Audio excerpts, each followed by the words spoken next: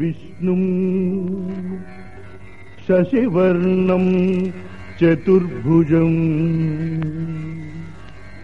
ప్రసన్నవదనం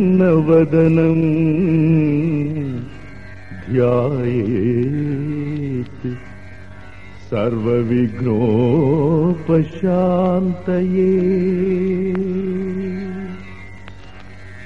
అగజానన పద్మార్కం గజాననం అహర్నిశం అనేకదం తం భక్తానాం ఏకదం తముపాస్మహే.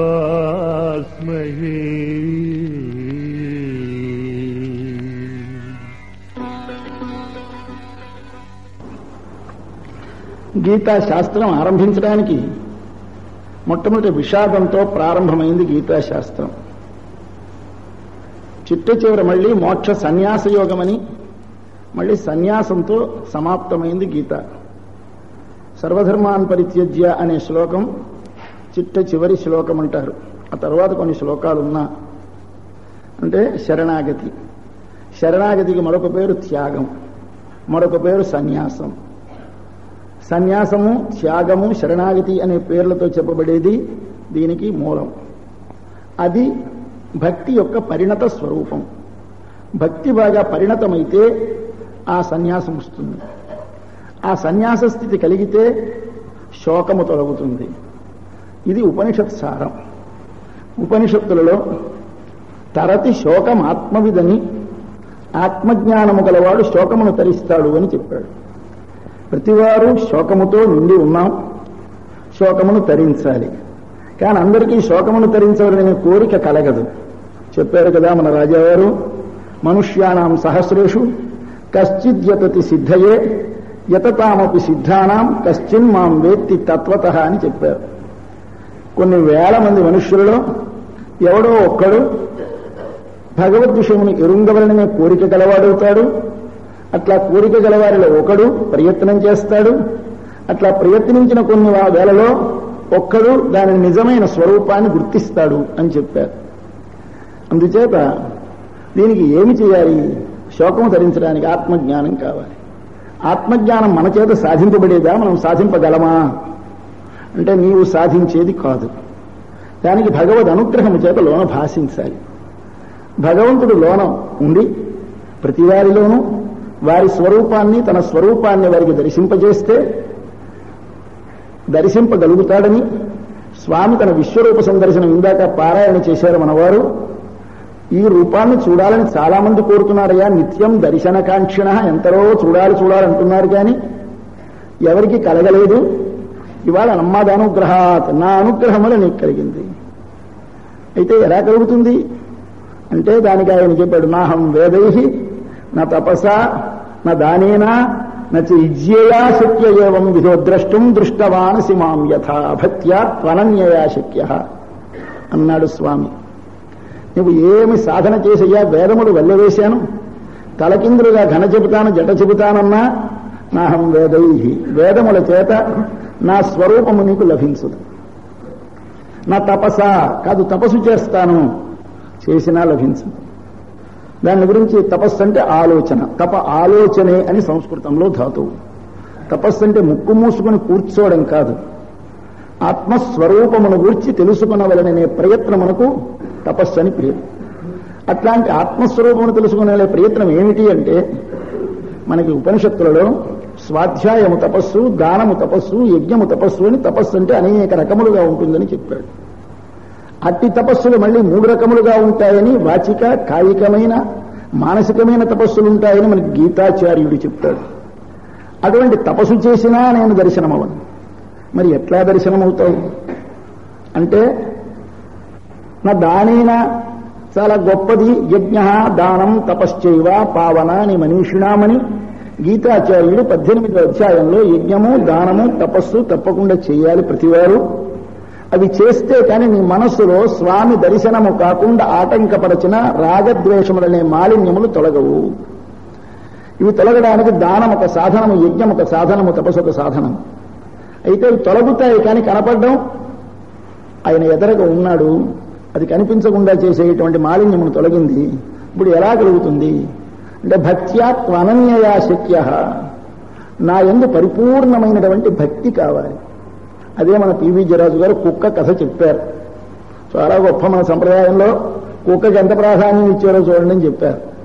ఆ కుక్కకి అన్నది ఏమున్నది, దానికి ఉన్న ఫెయిత్ఫుల్నెస్ అన్నారు వారు. దానినేమన్నవారు విశ్వాసము భక్తి అన్నారు. అటువంటి ఒక భక్తి ఉండాలి. రక్షిష్యతి, తప్పకుండా భగవంతుడు నన్ను రక్షిస్తాడు అనే విశ్వాసం నీకు ఉంటేనే కానీ నువ్వు వాణ్ణి దృఢముగా నమ్మి ఉండలేవు. ఆ దృఢముగా నమ్మి ఉండేటువంటి విశ్వాసాన్ని వాడు ప్రసాదిస్తాడు. దానివలన భక్త్యా నేను లభిస్తానన్నాడు. అయితే స్వామి ఏం ఒక్క దానికే లభించడమే, వీటికి లభించకపోవడమే, ప్రేమించిన వెంటనే నీవు నీ స్వరూపాన్ని దర్శింపచేస్తానంటున్నావే, ఏమి ఇంత జ్ఞానము కలిగినా ఇంత భక్తి ఇంత ఇతరమైన సాధనములున్నా కనిపించని వాడు ప్రేమకు లొంగడానికి కారణమేమి? అహం ఏవం విధ అంటాడు ఆ శ్లోకంలో చిట్ట భగవానుడు. అహం ఏవం విధ అంటే నేను ఇలాంటి వాడిని, ఏవం విధ అంటే ఇట్టివాడిని. ఏమిటి సార్ మీరు ఎలాగున్నారు అంటే, ఏమిటి చేయనయ్యా అది నా వీక్నెస్ అంటూ ఉంటారు మన వాళ్ళు. అది ఆ భగవాను యొక్క వీక్నెస్. ఏమిటా వీక్నెస్? నా స్వభావం ఇదండి అన్నాడు. నా స్వభావం ఇది అంటే అర్థం ఏమిటి? ఎవడైనా ప్రేమించాడంటే ప్రేమించకుండా ఉండలేని స్వభావం నాది. ప్రేమించిన వానికి వెంటనే వాడు కోరనక్కర్లేదు, నా అంతటా నేనే నా స్వరూపాన్ని దర్శింపజేసేటువంటి స్వభావం నాది. అంతేగా వాడు కోరేడని కాదు, వాడు నన్ను ప్రేమించాడు. ప్రియోహి జ్ఞానినోత్యర్థమహం సచ మమ ప్రియ. నేను జ్ఞానికి అంటే భక్తునికి చాలా ప్రీతిపాత్రుణ్ణి. ఎంత ప్రీతిపాత్రుడండి భగవానుడు భక్తునికి అంటే అత్యర్థం అన్నాడు భగవద్గీతలో ఒక అందమైన మాట. అర్థం అంటే మాటలతో చెప్పబడేది అర్థం, అత్యర్థం అంటే మాటలతో చెప్పడానికి శక్యము కానిది. ఎంత ప్రేమ భగవంతుని యందు భక్తునికి నేను చెప్పలేనన్నాడు స్వామి. సర్వజ్ఞుడైన సర్వేశ్వరుడు భగవానుడు నిజమైన భక్తుడు తనను ప్రేమించిన ప్రేమ ఎంతటిదో చెప్పాలంటే నేనే చెప్పలేను అన్నలాంటి ప్రేమ ఉంటుంది భక్తునికి నా యందు. అట్లాంటి ప్రేమ కలిగిన వానికి నేనేమి చేస్తాను? నేను వానిని ప్రేమిస్తాను. వాడిని ప్రేమించి ఏం చేస్తావు? నా స్వరూపాన్ని వాడికి దర్శింపచేస్తాను. ఎప్పుడు ఎవరు తామై దర్శించరు, వాడు దర్శింప చేస్తాడు. ఇది సిద్ధాంతం, ఇది ఉపనిషత్ సిద్ధాంతం. ఉపనిషత్తులలో కఠోపనిషత్తులో ముండకోపనిషత్తులో ఒకే మంత్రం వస్తుంది. నాయమాత్మ ప్రవచనేన లభ్య నా మేధయా నా బహునాశ్రుతేన. భగవానుణ్ణి పొందాలి, ఏమి చేయాలి? దర్శించాలి భగవానుని అని ఉపనిషత్తు చెప్పింది.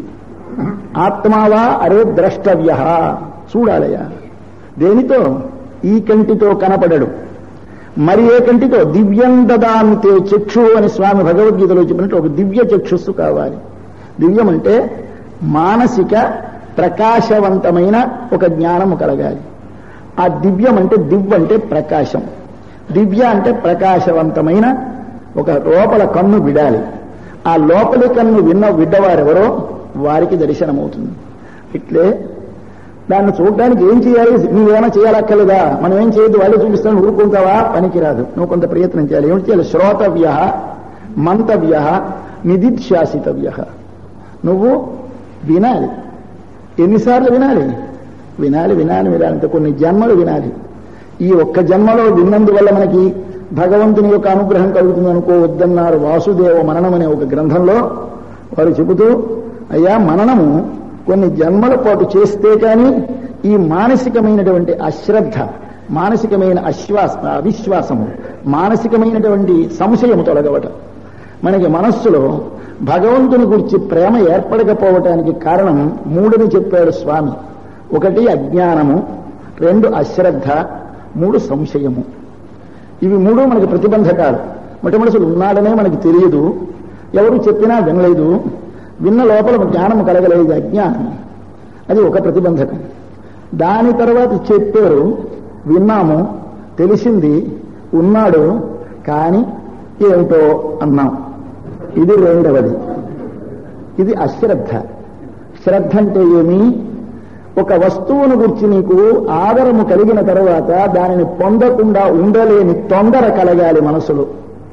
దాని పేరు శ్రద్ధ అంటారు. శ్రద్ధ అంటే ప్రాప్య త్వర అని సంస్కృతంలో నిర్వచనం.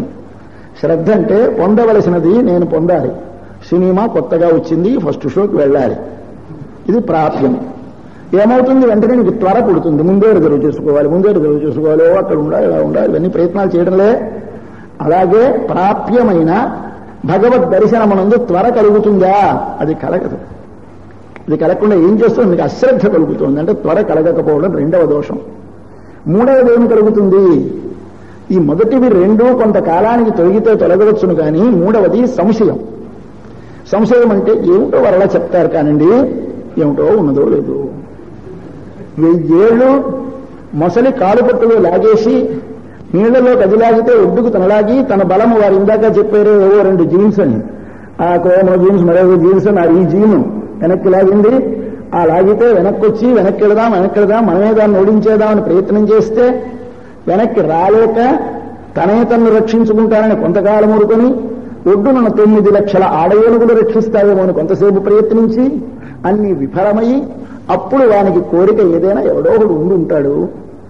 వెనక మనము కిందటి జన్మలో ఈయన ఉండగా నారాయణ నారాయణ అని జపం చేశాడు కనుక బహుశా నారాయణుడు అనేవాడు ఉన్నాడు, వాడే రక్షకుడట. వాడిని స్మరింతామని బుద్ధి పుట్టి ప్రారంభించి మళ్ళీ గట్టిగా స్మరించలేక ఏదో కలండనడు వాడు కలడో లేడు అన్నాడు. అని అప్పటికైనా ధైర్యంగా ఉన్నాడన్నాడా? కలండు అంటారు కానీ కలడో లేడు. ఈ దశ, ఇది సంశయం. సంశయాత్మ వినశ్యతి అన్నాడు గీతాచార్యుడు భగవద్గీతలో. నాయన మొదటి రెండింటి కంటే ప్రమాదమైనది ఈ సంశయం. దీనిని దాటడం చాలా అదృష్టవంతులకు కానీ సంభవించదు. ఈ సంశయమును దాటాలి. ఇవి దాటడానికి ఏమి చేయాలి? ప్రేమ కలగాలి. ఈ ప్రేమ భక్తి ఎలా కలుగుతుంది అంటే ఇది నువ్వు సంపాదించుకుంటే వచ్చేది కాదు, చదివితే కలిగేది కాదు. మన లోపలే ఉన్నది, అది బయటపడాలి. ఎలా బయటపడుతుంది? మహాపురుషుల యొక్క సంపర్కము వలన, వారి దర్శనము వలన బయటపడుతుంది. ఇది కేవలం ఒక అంటువ్యాధి లాంటిది. వారిని మనం చూస్తే 10 మాటలు, ఒక అమ్మాయిని చూస్తే ఆ అమ్మాయిని వీడు చూస్తే వీళ్ళ అమ్మాయి చూస్తే ఏమిటోనండి ప్రేమించేసుకున్నారు. ఎక్కడి నుంచి వచ్చింది? ప్రేమించారు. ఎక్కడి నుంచి? పైనుంచి వచ్చిందా? లోపల ఉన్న ప్రేమ ఆవిష్కృతమైంది. దేని చేత? పరస్పర సంపర్కము వలన.